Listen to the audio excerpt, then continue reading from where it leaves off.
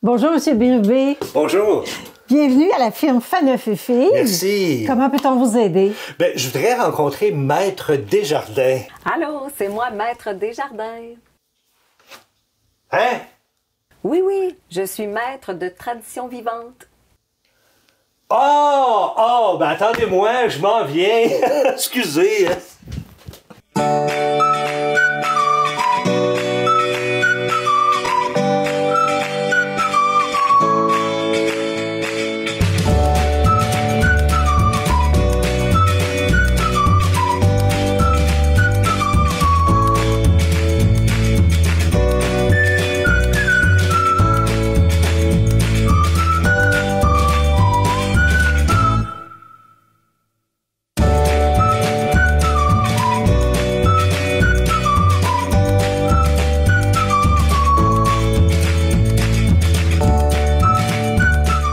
Madame Céline Desjardins, bonjour.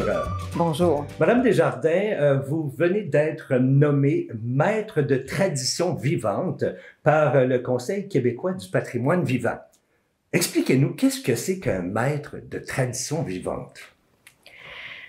En fait, c'est une personne qui maîtrise bien son art, qui maîtrise bien toutes ses techniques et procédés et qui peut arriver, avec ce savoir-là, peut arriver maintenant à le transmettre aux autres. Et vous, dans votre cas, vous êtes maître en quoi? En teinture végétale et naturelle. Je suis teinturière traditionnelle. Teinturière. Et ça a commencé comment, cette aventure-là d'être teinturière? Parce que souvent, je m'explique, souvent, ça débute par un accident. Hein? Des fois, on découvre des choses par accident. On va se dire, tiens, ça se fait. Exemple, je sais pas, moi, avez-vous trempé votre blouse dans quelque chose? Oh mon Dieu, ça se teint, ça, maintenant. Fait que comment ça a débuté, votre histoire? Je sortais de l'université, en fait, et puis je suis tombée sur une revue américaine qui parlait d'une dame âgée aux États-Unis qui savait faire de la teinture à partir de plantes. Ça m'a interpellée parce que moi, j'étais déjà interpellée par la couleur, tout l'aspect coloriste, là, j'aimais bien ça, mais du côté des arts visuels. Et puis, je me suis dit, mon Dieu, il y a moyen de faire de la couleur sans utiliser des produits de synthèse, des produits chimiques. C'est vraiment intéressant, ça. Mais il n'y avait pas personne, je ne trouvais pas personne ici au Québec qui connaissait ça ou qui pouvait m'enseigner ce procédé-là. En 2004, j'ai lu quelque part qu'on pouvait faire de la couleur avec du thé. Là, j'ai dit, wow, ça fait 2 fois que ça m'interpelle, puis ça me chicotait vraiment sérieusement. Et que j'ai dit, OK, je vais essayer de faire de la couleur avec du thé. Fait que j'ai fait un thé très fort, une infusion, et puis j'ai fait tremper de la fibre de laine dans cette infusion-là. Puis effectivement, ça fonctionnait. Et là, je savais pas si c'était pour tenir ou passer à travers le temps. Est-ce que c'était pour pâlir avec la lumière? Je connaissais pas tout ce qui vient avec la teinture naturelle. Fait que j'ai dit, wow, il faut vraiment que je fasse des expériences. Fait que après, j'ai essayé avec le café, avec des plantes, avec quelques plantes qui étaient des fleurs aussi qui poussaient sur mon terrain à ce moment-là. Mais ça donnait des couleurs qui étaient un peu pâles, pas assez foncées à mon goût. Je me disais, il doit y avoir moyen de faire des couleurs foncées. Qu'est-ce qu'ils faisaient les gens dans le temps? C'est vrai. Hein? Comment ils coloraient leurs vêtements, leurs textiles, leur laine? Puis ça m'interpellait sérieusement. Et puis en 2014, j'ai rencontré Marie-Berthe Guibault-Lanois, qui est une teinturière et flécheuse chevronnée. Ici, dans la région? Oui, elle habitait à ce moment-là à Berthierville. OK. Puis là, j'ai dit, Marie-Berthe, il faut que vous me montriez ça. On était avec l'École Métiers et Traditions à ce moment-là. Et puis, on faisait des démonstrations de savoir-faire traditionnel relié au textile, mais pas en teinture, parce que j'étais pas assez chevronnée en teinture, mais je savais que ça existait. Puis là, j'ai dit, il faut que vous montiez ça. Puis là, elle dit, moi, elle dit, je monte ça aux gens qui font de la ceinture fléchée. J'ai dit, moi, je fais pas de ceinture fléchée. Moi, j'aime les arts textiles. Alors, depuis toujours, depuis que je suis jeune, je fais des arts textiles. J'aimais beaucoup aussi le tricot, tout ce qui était en rapport avec la laine, le tissu. Je me disais, j'aimerais ça, moi, l'appliquer à mon art. Mais elle enseignait à ceux qui faisaient de la ceinture fléchée. Fait que j'ai dit, s'il faut que j'apprenne à faire du tressage, pour l'apprendre. Je suis prête à l'apprendre, ça me dérange pas. Et puis là, elle me disait qu'elle était occupée, puis c'était pas facile. Fait que, à un moment donné, elle m'a téléphoné à l'automne 2014, puis je suis allée passer la saison de teinture avec elle à son atelier. C'est un coup de foudre, parce que là, j'apprenais à faire les couleurs foncées. Les gros rouges, les gros bleus, les gros jaunes et des couleurs qu'on appelle des grands teints. Parce que dans les catégories de teinture naturelle, il y a 2 catégories. Ça se divise en 2. Il y a les grands teints qui tiennent et qui passent à travers le temps, qui ne pâlissent pas à la lumière facilement, ni avec le lavage. Et puis, il y a les petits teints, qui sont des couleurs qui partent au lavage et avec la lumière. Alors là, j'apprenais les grands teints. Moi, ce que je faisais, c'était des petits teints. Alors là, je trouvais ça bien le fun d'apprendre les grands teints. Alors, c'est comme ça a été toute une aventure. Vous avez passé beaucoup de saisons avec elle, là. 5 années, 5 saisons de teinture, avec il y avait d'autres élèves qui faisaient de la teinture fléchée ou des arts textiles, du feutrage, entre autres, et puis qui apprenaient à faire de la teinture avec des plantes. C'est ça qui était vraiment intéressant. Alors là, les plantes, on peut pas les acheter au magasin. Il fallait aller les cueillir. Fait qu'en même temps, il y avait une partie à aller marcher dehors, aller ramasser les plantes, vraiment ramasser nos quantités qu'on avait besoin. Puis là, ben, c'est toute une aventure qui a commencé. De fil en aiguille. Oui, exactement. Cette nomination-là que vous avez reçue en tant que maître de tradition vivante, c'est une belle reconnaissance. C'est nouveau, ça fait pas longtemps que ça existe, ça. En fait, à ma connaissance, le programme, c'est un programme national. Ils ont fait un appel de candidature en 2019.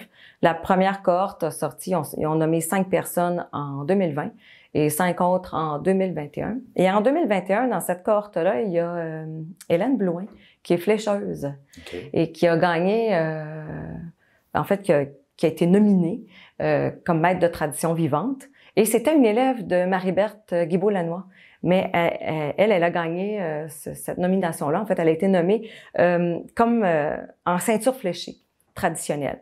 Et puis, moi, je suis sa 2e élève à Marie-Berthe Guibault-Lanois à être nominée maître de tradition vivante, mais comme teinturière traditionnelle. Elle doit être fière de ses élèves. Oui, c'est quand même quelque chose. Alors, cette personne-là, c'est une dame de grand cœur qui a su transmettre un savoir-faire traditionnel oublié avec passion. Et puis ça, cette passion-là, elle nous l'a bien transmise et c'est à notre tour maintenant de continuer ce chemin-là. Et en parlant de ça, justement, en étant lauréate de ce prix, qu'est-ce que ça vous apporte ou qu'est-ce que vous devez faire à partir de maintenant? En fait, on est lié avec le CQPV, le Conseil québécois du patrimoine vivant, pendant 18 mois pour développer un projet. Alors moi, ce qui m'interpelle, c'est de faire de la belle transmission. On a un site ici extraordinaire chez Fou de Vous. Et on a un pavillon de teinture, le pavillon Desjardins-Foisy. Je vais vous expliquer un peu plus tard pourquoi ça s'appelle. Oui, c'est quelque chose. Alors, dans le pavillon de teinture, on a de l'équipement adapté aux teinturiers et teinturières. Alors, c'est là que je veux développer un programme de formation pour la teinture naturelle végétale, comme teinturier, teinturière traditionnelle. Ce qui va se faire en 2024. Oui, 2024 et 2025. Ce qui est intéressant aussi dans votre parcours, c'est que, on va en parler un petit peu plus tard, mais vous n'êtes pas seul là-dedans. Il y a quelqu'un d'autre qui est derrière vous. Oui, ça, hein? En fait, qui est à mes côtés depuis plus de 20 ans. C'est mon conjoint, Rémi Foisy. On a fait la formation en teinture végétale naturelle ensemble, tous les deux. Rémi, c'est un autre artisan textile. Il a un autre art. Lui, c'est un tricoteur de bas de laine sur machine à tricoter antique circulaire. Et puis, maintenant, il fait ses bas de laine à partir de laine qu'on a teint à la main, à partir de teinture naturelle et végétale. Alors, je teins pas juste pour moi. On teint tous les deux ensemble pour notre art. Moi, je tricote et je transforme cette matière-là. Et puis, Rémi aussi la transforme. Ah oui. Alors, on est deux. Ben, merveilleux. Mais vous avez parlé que vous avez une boutique. Hein? Ici, on parle d'une boutique, on parle d'un site Internet, on parle à l'extérieur aussi, là. On va-tu faire le tour? On va-tu visiter ça ensemble? Alors, je vous emmène avec moi. Allons-y. Donc, le processus démarre ici avec de la laine de mouton. C'est de la vraie laine de mouton, ça, là. Ah oui, ça, c'est de la vraie toison. En fait, le mouton, on doit le tondre avant de rentrer en bergerie ou avant d'aïeuler, avant que la femelle ait ses petits. Souvent, ils font tondre les moutons. Alors... Ah, OK, il y a un temps spécifique là, pour oui, la tonte, c'est ça. Ah. Alors, puis de toute façon, ça leur fait du bien parce que ça vient lourd sur leur corps. Alors, la toison naturelle, c'est ça ici. Ça contient de la lanoline. Vous pouvez toucher. C'est un petit peu semi-huileux.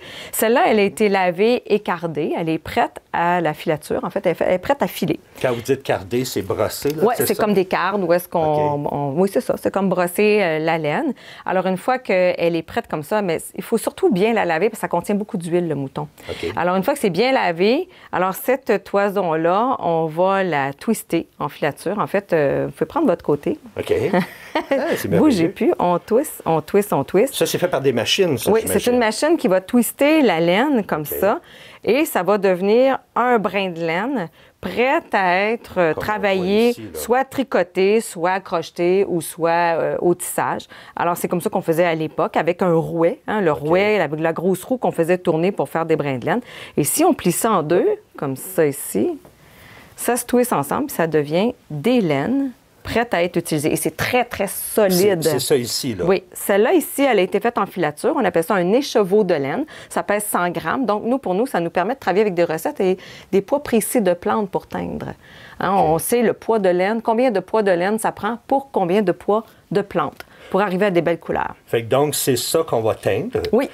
Et la teinture, justement, si on se réfère ici, ça, c'est les différentes sortes de plantes que vous avez, c'est tout ça? Exactement. En fait, c'est pas tout, là, parce que j'ai pas tout ici, parce qu'il en existe énormément, mais c'est avec ça que je travaille principalement. Ici, on a de la racine de garance dans ce pot-là.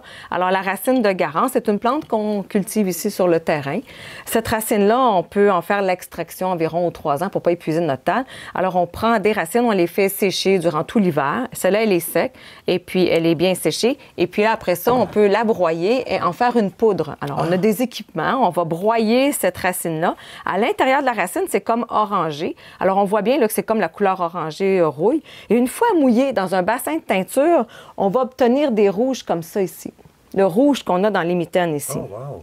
Alors, ce rouge-là, avec cette racine-là. Alors, on ne penserait pas ça. Et c'est un grand teint très solide. Cette couleur-là, elle était faite dans les années 1700 en France, 1800. C'était une couleur qu'on retrouve dans des tapisseries ou dans certaines pièces qui ont été faites à l'époque, dans des musées, et le rouge est encore intact. Alors, ça dure très, très, très longtemps. Ça nous donne un rouge vermillon, cette couleur-là ici. Mais il y a plusieurs couleurs qu'on peut faire avec des plantes. Ça, Est-ce c'est que vous un en exemple. faites beaucoup de couleurs? Oui, exactement. Combien de couleurs vous pouvez faire? Oh mon Dieu, l'année passée, on a dû faire une vingtaine de couleurs différentes. quand même. Ici, on a des noix de noyer. On peut utiliser, c'est pour les bruns, la noix de noyer noire et la noix de noyer cendrée. Ici, j'ai de la poudre de fleurs, c'est l'extraction de fleurs. Celle-là ici, c'est la poudre de tagette. Il y en a qui appellent ça des marigolds ou des vieux garçons. Alors, cette poudre-là, c'est pour des jaunes très dorés. On a aussi pour les beaux jaunes la gaude ici, qui est séchée. Pardon. Ici, j'ai de la plure d'oignon. Ça, c'est notre couleur communautaire. Wow! C'est une couleur qu'on fait ramasser par toute la communauté ici autour. Ah, ça, c'est intéressant. Oui, Fait que tout le monde participe. ouais, tout le monde participe et puis on fait des beaux jaunes. Alors, dans ce pot-là, ici, on a de la cochenille. Alors, souvent, on dit qu'on fait de la teinture naturelle et végétale ou végétale et naturelle. On ne prend pas juste des plantes. La cochenille, c'est un insecte colorant. Ça, c'est connu depuis des années, en Amérique du Sud, en Asie aussi.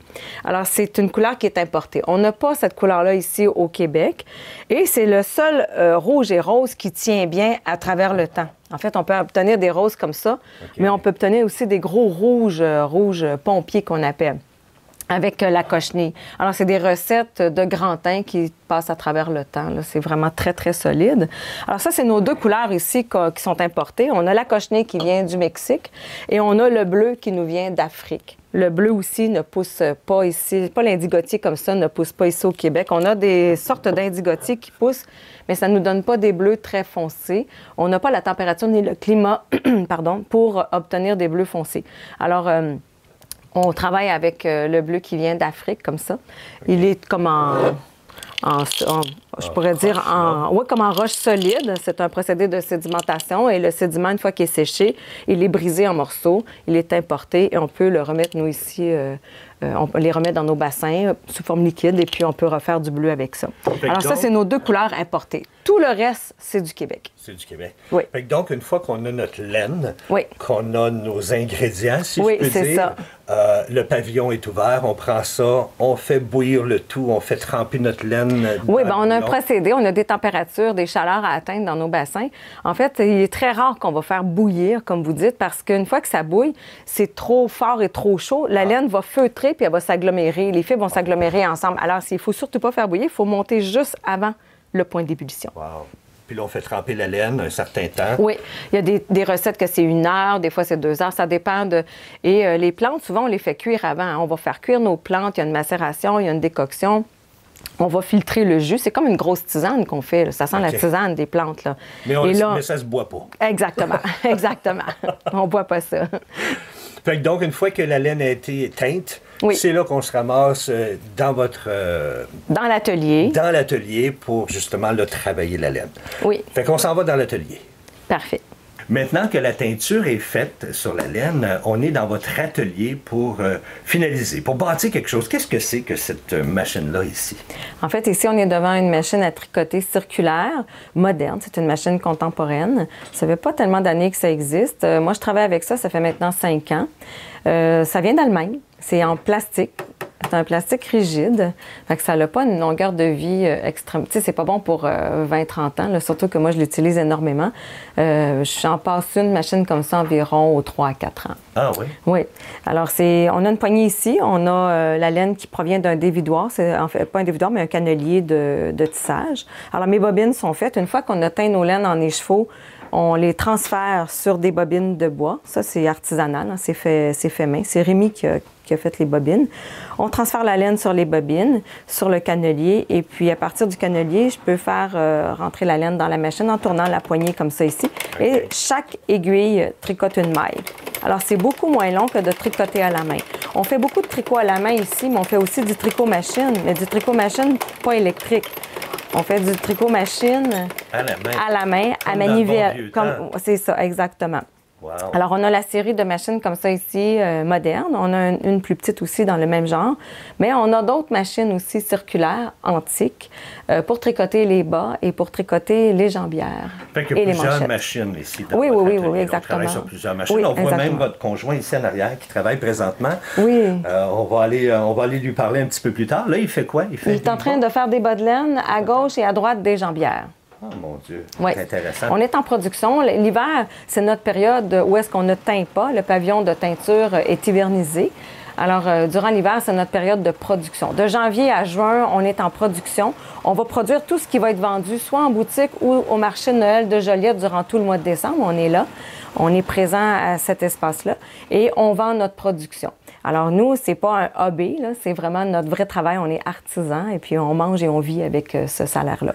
Ça vient d'où, ça, cet amour-là pour les choses antiques? Ah, depuis toujours. Mon Dieu, oui. Depuis toujours, je suis une amoureuse de tout ce qui est ancien. Ma maison a été bâtie ici en 1923, fait qu'on l'aime beaucoup parce qu'elle a 101 ans. On vit déjà dans une maison ancienne. Nos bâtiments sont en bois de pruche comme à l'époque, comme autrefois. On aime tout ce qui est ancien. Et tout l'équipement avec lequel on travaille, c'est tout l'équipement ancien qu'on a fait de la recherche dans des brocantes avec des antiquaires spécialisés. Ça a pris du temps, hein? Ça nous a pris... une bonne quinzaine d'années ramasser tout ce qu'on avait besoin pour faire la teinture végétale naturelle. Ça se trouvait pas comme dans un magasin. Tu peux pas acheter ça dans un magasin. Il faut vraiment faire de la recherche puis trouver des trucs anciens. Est-ce que le produit fini est mieux parce que ce sont des machines anciennes ou ça s'équivaut, c'est votre plaisir à vous d'utiliser ces... Bon, en premier, c'est sûr que c'est un plaisir. Mais les chaudrons en fonte de fer aujourd'hui, je vois même pas... il n'y en a pas beaucoup qui produisent ça. Fait qu'on travaille avec des équipements anciens parce que c'était accessible. C'était encore possible de les trouver sur le marché. C'est dispendieux, mais ça existe encore. Fait que, puis avec des grosseurs, tu sais, pas... Parce qu'un chaudron de cette grosseur-là, moi, je vais mettre un écheveau de laine ou 2, puis c'est tout. Moi, quand je teins 1 kilo de laine. Fait que ça me prend une bonne cuve pour rentrer 1 kilo de laine à la fois. On teint ici, dans l'été, entre 1200 et 1500 écheveaux de 100 grammes de laine de mouton. Et votre laine, c'est énorme. Elle vient d'où, cette laine-là? Alors, nous, on travaille principalement avec de la laine locale. On a de la laine qui... en fait, c'est de la laine qui vient de l'Est du Canada, donc le Québec et les Maritimes, et elle est filée au Nouveau-Brunswick. OK. Parce que des filatures au Québec, il n'y en a pas beaucoup. Et on a une autre laine qui vient de la filature de Saint-Éphrem-de-Beauce. Mais c'est pas une laine qui est garantie 100% locale. Donc, c'est pas nécessairement une laine qui vient juste du Canada. La laine peut provenir de l'extérieur. Alors, nous, on aime bien travailler avec les laines locales, fait qu'on travaille principalement avec la filature de Nouveau-Brunswick. Puis vous avez différentes laines aussi. Il y a de la laine de mouton, de la laine... Parle-nous de ça. En fait, on travaille avec de la laine de mouton naturelle, évidemment. Il ne faut pas qu'il y ait de couleur de synthèse dessus, de produits chimiques non plus. Alors, on travaille avec le mouton blanc et cru, qu'on dit. Et on travaille aussi avec le mouton gris. Et puis, on travaille avec de l'agneau. De l'agneau. Oui, on teint l'agneau aussi. OK. Puis tous ces produits-là, vous avez une boutique ici qu'on appelle Fou de vous. Fou de vous. Oui. Et tous les produits que vous faites sont en vente dans votre boutique. Oui. On va aller faire un petit tour dans la boutique, mais juste avant, on va faire un petit arrêt du côté de Rémi. On va aller voir qu'est-ce qu'il fait avec ces machines-là. Parfait. C'est vraiment une histoire de famille, hein? Monsieur Rémi, qui travaille aussi la laine. Expliquez-nous ça. Ce sont des machines antiques. Ça vient d'où, ces machines-là? Ben écoutez, c'est des vieilles machines qui datent, ma plus vieille date de 1871. J'en ai une de 1920, justement. C'est des machines qui étaient vendues ici au Québec par la compagnie Légaré, qui, à l'époque, vendait par catalogue des produits pour l'agriculteur. Et les machines n'étaient pas produites chez Légaré, étaient produites dans le nord de l'Ontario, chez la compagnie Creelman. Une machine ici qui vient de eux. Mais il était fait sur les spécifications de Légaré. Puis ces machines-là, c'était des machines pour fabriquer des bas, principalement. Ça a servi beaucoup dans les années 40 à faire des bas avec des losanges. On a eu même ici à Saint-Damien une usine qui s'appelait les bas Castor. C'était un travail qui pouvait se faire autant à la maison que dans un petit local avec plusieurs tricoteurs ou tricoteuses surtout, là. Vous, c'est un de vos fonctions, de faire les bas. Moi, je fais les bas de laine à partir des laines que l'on teint durant la saison d'été. C'est-à-dire que l'hiver, comme ma conjointe vous a dit, on fait la transformation. Donc, on produit nos produits pour la vente au détail. Là, qu'on retrouve dans votre boutique. Dans la boutique, c'est ça. Puis vous ne faites pas que ça. Vous faites de la formation aussi. Oui, bien, c'est sûr que quand il y a je fais la formation du tricot sur les machines. J'ai eu de la demande, justement, dans l'Anaudière. Il y a des dames qui sont venues me voir. On aimerait ça l'apprendre. On a des machines, soit des machines de leurs parents, ou des fois, c'est une machine qu'ils ont héritée, qu'ils ont trouvée. Fait qu'il y a quand même... ça semble très simple en la voyant tourner, là, mais il y a quand même des étapes assez importantes à respecter, à faire. C'est comme la même chose que de travailler sur un métier à tisser ou autre, là. Vous n'en faites pas de ça. Les métiers à tisser, vous ne faites pas de ça. Non, nous on n'est pas dans ce domaine-là. On en a un, mais on ne fait pas de la production avec nos laines là, en tissage. C'est peut-être quelque chose à venir. On ne sait jamais. Oui. Fait que donc, en plus de faire les bas, faire de la formation, vous travaillez dans la teinture aussi. Oui. Quoi d'autre que vous faites? C'est sûr qu'on a la cueillette. On a des plantes qu'on doit cueillir. Comme là, au mois de mars, normalement, on va aller cueillir la petite cocotte de vinaigrier qui est encore sur les arbres présentement, mais on devrait aller s'en cueillir. Ça, ce sont tous des plantes qu'on cueille ici, dans la Naudière? Oui, on a des plantes locales qu'on peut utiliser pour faire de la teinture. Et il y a des plantes, malheureusement, il y a des couleurs qu'on n'a pas ce qu'il faut ici au Québec pour faire de la coloration. Fait qu'il y a d'autres choses. Vous faites de l'importation? Oui, c'est ça. Okay. Bien, merci beaucoup, M. Rémi. On vous laisse continuer votre travail. Oui. Merci à vous. Merci. Oh, comment elle s'appelle? Puce. Puce, on la voit sur votre site Internet, hein? Elle va en train de me dire que vous faites aussi des chats vivants. Vous fabriquez les chats vivants? On fabrique avec la laine de chat. Avec la laine de chat? Non, hein, j'imagine. Bien, justement, en parlant de laine, on est dans votre boutique ici, où vous vendez plein de choses que vous faites ici, en atelier. On voit la laine derrière. Ça, c'est toutes les couleurs que vous avez? C'est les couleurs qu'on a produites durant la saison estivale 2023, l'année dernière. Okay. C'est ce qui reste, en fait, parce que là, on est en production, fait qu'on est en train de la tricoter, cette laine-là. On propose la laine à nos clients qui font des travaux d'aiguille, qui font du tricot, du tissage ou du crochet, qui veulent transformer de la toison teinte à la main pour se faire des projets, se faire un vêtement. Mais on propose aussi à ceux qui n'en font pas des produits finis, des produits qui sont déjà tricotés à la main ou à la machine. On a les deux. Ça, c'est pour les gens comme moi, là, qui ne tricotent pas. Je vais vous avouer quelque chose. Moi, quand j'étais jeune, ma grand-mère, c'était une très grande tricoteuse. Et elle m'avait montré à tricoter. Et je faisais du crochet, je faisais du tricot, j'avais même fait une grande couverte. J'étais jeune, là, j'avais 15-16 ans. Wow! Moi aussi, je suis capable d'en faire, mais là, j'ai oublié, je me souviens plus. Fait que donc, ici, on retrouve plein de produits que vous fabriquez en atelier. Exactement. Qui sont, parlez-moi-en, des bonnets, des tuques. En fait, les tuques qui sont produites avec la machine circulaire. On a des bas aussi qui sont produits avec la machine circulaire comme ça ici. Là. Ça, c'est les bas que Rémi fait avec sa machine. Une fois fini, ça donne ça. On a aussi les jambières qui sont produits à la machine circulaire. Et on voit aussi dans le coin, ça, c'est les jambières. Ça, c'est les jambières, oui. C'est de la cheville au genou, là, ceux qui font des sports d'hiver ou qui ne veulent pas mouiller le bas de leur pantalon. Ça tient les mollets et les chevilles au chaud. Les genoux aussi, ceux qui ont des problèmes de genoux, ils aiment beaucoup ça. Et je voyais que vous vendiez aussi des pantoufles. Hein, oui. Des pantoufles en laine de mouton? En laine de mouton, tricotée à la main, et c'est de la laine bouillie. C'est de la laine passée à l'eau bouillante. Alors, ça donne du feutre. Okay. Une fois qu'on passe des laines dans l'eau bouillante, ça agglomère les fibres ensemble et ça donne une meilleure épaisseur puis une meilleure résistance aussi. Puis c'est très chaud. Ben oui, je peux vous dire, à la maison, moi, j'en ai acheté une paire une fois parce que vous étiez à Joliette aussi, et c'est là que je vous ai rencontré pour la première fois, et c'est extrêmement chaud. Oui. Mon Dieu qu'on est bien. Oui. Ça vaut la peine. Fait que donc, c'est ici, les gens ne peuvent pas acheter directement à partir de votre site Internet. Ils doivent se déplacer pour venir ici à Saint-Damien? Oui, en fait, on a un site Internet qui montre nos produits ou notre pavillon de teinture ou ce qu'on fait, en fait, comme artisan teinturier. Mais c'est pas un site transactionnel, donc il n'y a pas de transactions qui se font. Les gens viennent nous voir directement à l'atelier de Saint-Damien ou ils viennent nous voir au marché de Noël de Joliette parce qu'on est là pendant un mois de temps. Là, on fait tout le mois de décembre à Joliette. Alors souvent, les gens, on se donne rendez-vous à Joliette, ceux qui sont un peu plus loin. Ouais. Puis sinon, durant la période estivale, les gens veulent se promener ou l'automne, quand les couleurs sont belles, bien, ils viennent nous voir. Puis on est ouvert au public du mercredi au samedi de 11h à 16h. Toute l'année? Toute l'année. Toute l'année. Mais l'été, le pavillon est ouvert on disait tout à l'heure, de la Saint-Jean-Baptiste? De la Saint-Jean-Baptiste à l'Action de grâce, ça, c'est pour voir la teinture naturelle. C'est préférable de venir le samedi parce que c'est la journée où est-ce qu'on fait le plus de couleurs et puis c'est là qu'on teint le plus de laine. Alors, si vous voulez voir vraiment le procédé, tout comment qu'on fait du début à la fin pour teindre la laine, c'est préférable de venir un samedi. Bon, on est ouvert quand même sur semaine, on travaille, nous, mais souvent, on attache de la laine ou on lave de la laine. C'est peut-être un peu moins intéressant à voir que la teinture. OK. Puis ça se fait le samedi. Le samedi. À partir de la Saint-Jean-Baptiste jusqu'à l'Action de grâce. Oui, c'est ça. Donc, vous êtes situé ici à Saint-Damien. On invite les gens à venir faire un tour, à venir acheter sa laine aussi. Hein? Et vous faites également de la formation.